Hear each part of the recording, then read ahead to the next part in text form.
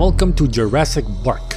And we got a box in the air. We got people, box go down, box open, man gets sucked into box, man scream, and scene. Next scene, lawyer on wood. He is in the Dominican Republic doing lawyer stuff at a mine shaft for some reason. And this guy calls a bunch of miners around to look at a prehistoric mosquito tequito. But I don't think they care. I think they're just here to fucking dig, dude. And if you make the argument that you need them for their lights, they're barely aiming at it. And I'm pretty sure this guy's staring at your ass. Cut to Diggy Wiggy technologically retarded dino boy and his wife. Girlfriend? Soon to be wife? I don't know. I don't care really. But they're a thing, okay? And he's scaring a kid with some very unscary dino talk because he hates kids and his ego's so fragile it can be hurt by a fucking 12-year-old. Then some dickhead in the helicopter comes over and that apparently ruins their dig. I mean, if I were him, I'd probably have if I could afford it, a helicopter hovering over my dig to clear all the dust for me. But then again, I'm a fucking idiot, so I don't know. Anyway, dickhead turns out to be Mr. Hammond. He's the guy funding their archaeological dig, you dig? And he needs them to leave right now to sign off on a park that he's making on an island. And he needs the expert approval of 2 different parties of experts to sign off on the safety of this park because of that dude that got sucked into a box. But they're like, nah, sorry, we're busy. But then he's like, I can pay for all your shit for the next 3 years. Say no more, fam, we're in. Ka-ching! Next up, Costa Rica. We got a fat ass making a dubious deal. And apparently in this place, the customer doesn't call for the check. No, the restaurant decides when you're done. Now that's a power move right there. Unless he called for the check before the scene started, but whatever, you know. Also, between this shot and this shot, his hand magically cleans itself. Moving on, Hammond, Dino Boy, Dino Girl, Lawyer Guy, and Jeff Goldblum, who represents the second party of experts and is a mathematician, are on their way to the island. When Hammond goes... There it is. Wait a second, you're moving that way, and you're seated like this, which means your back is to the front of the helicopter, and the island is here, and you're looking over there. The hell are you looking at, dog? They buckle up and prepare for landing, and technically speaking, since he has 2 female ends of the seatbelt, she shouldn't be able to buckle up either. But that doesn't matter. They land safely, and... In 48 hours, I'll be accepting your apologies.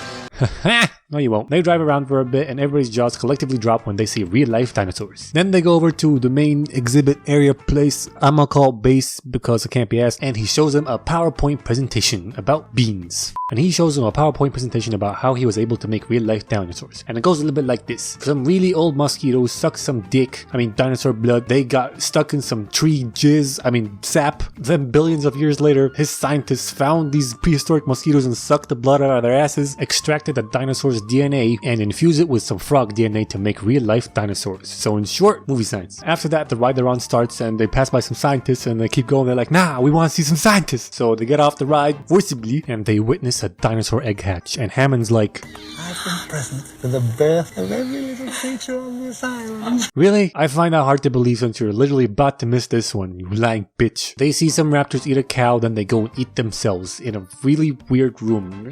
There's at least 4 projectors in here. It's just stupid. Anyway, the experts express their concern, and Jeff is like, yeah, but your scientists were so preoccupied with whether or not they could, they didn't stop to think if they should. Yeah, you give it to him, Goldblum. You see, he's an expert in something called chaos theory. He says that even though he thought up everything and made all the dinosaurs female so he can control the population, chaos and life will find a way to fuck his shit up. And these 2 peeps agree, but the lawyer, who is the whole reason they are here in the first place, has changed his mind and is seeing dollar signs. Then Hammond's grandkids arrives and he sends them off with the experts and the lawyer on a tour of the park in some electric autonomous vehicles. And despite their best efforts, the dinosaurs won't come out to show themselves. And right here, the windows are clear, then they got water on them, and a few seconds later, they're clear again. What's up with that? What, you couldn't wipe down the windows for that one shot? Come on. Anyway, we find out that the suspicious fatso is Nedry, Hammond's son. He works for him at the park, developing and managing all this tech shit along with nerdy Samuel Jackson, and Hammond and his son hate each other. Back to the experts, and Math Boy is flirting with Dino Girl again, and I seriously don't know how Dino Boy is just letting this slip or not noticing. He's literally flirting to his girl right next to him. Dude.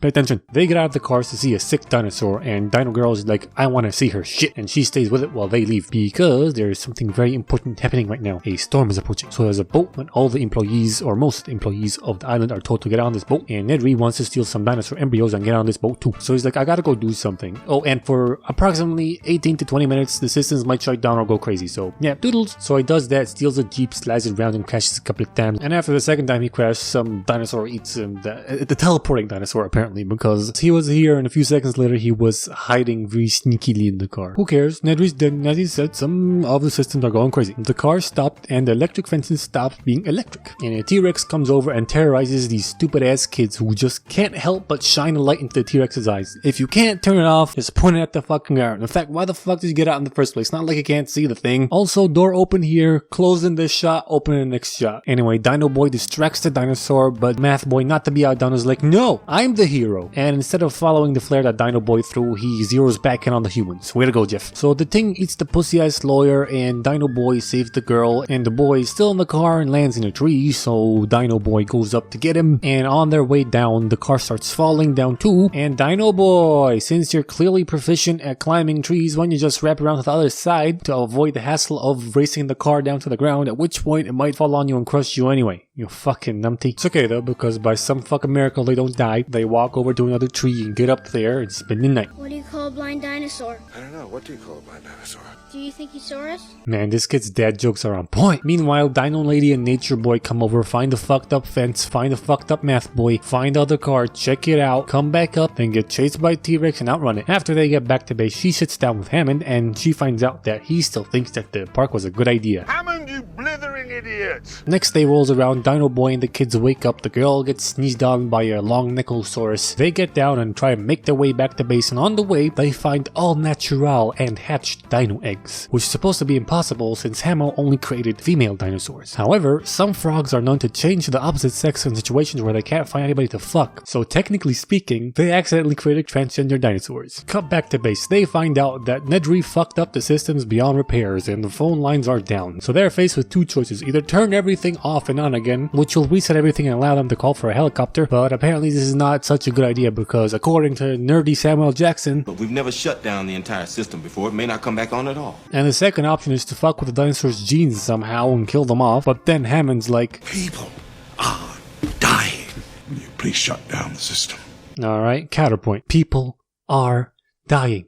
Will you please kill off your fucking dinosaurs? Fucking dickhead. So they decide to turn everything off and on again. And it seems to work, but to turn everything on completely, Samuel has to go to another building and flip a switch, do some shit. So he does that while these peeps hide in the safe room. However, he takes too long, so Dino Girl and Nature Boy go out looking for him, only to find that the raptors have escaped. So Dino Girl rushes to turn on the power so they can finally buy Jug. So they can finally call for a helicopter. She finds a raptor and Samuel's dead body, well, at least part of it. She tries to run away and Nature Boy dies. But a little bit before Dino Girl turned the power on, Dino Boy and the kids made it close to the base. All they have to do is cross this electric fence that is not on, and he makes sure of that by throwing a stick at it. Now, I am not a genius, but I am pretty sure that wood is a non-conductive material, so I'm not too sure if throwing a stick at an electric fence proves anything. But as it said, I ain't no fucking genius. But it doesn't matter, he checks at itself by grabbing it with the palms of both of his hands. Now this, I know for a fact is a stupid idea. You're never supposed to test if a wire is live with the palm of your hands, because if it is, it'll electrocute you and it'll make your muscles tense and grab onto the thing. You're always supposed to check with the back of your hand. I read that on the internet.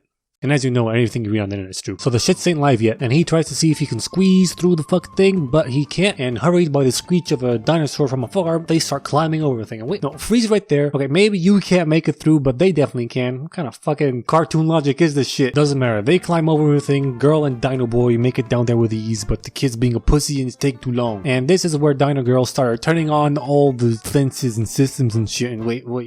Green means off and red means on? Seems kind of fucking retarded to me. Whatever. Kid gets electrocuted and he falls off, almost dies, but CPR and he's back to life. They make it to base. Dino Boy goes off looking for the rest of the peeps and leaves the kids to chill. Dino Boy finds Dino Girl. The kids play hide and seek with a couple of raptors. They escape, find Dino Girl and Dino Boy, then play some more hide and seek with the raptors, and Dino Boy leaves the fucking gun. Why would you leave the gun, Dino Boy? Doesn't matter because they get cornered by the raptors in a way, but then the T-Rex shows up for some fucking reason and starts fighting the raptors, so the humans can make their great escape. They get in the jeep, they get to the chopper, they fly off, and this shot would make much more sense if you're actually above water and not still on the island. This movie gets 5 T's out of 7 Rexes.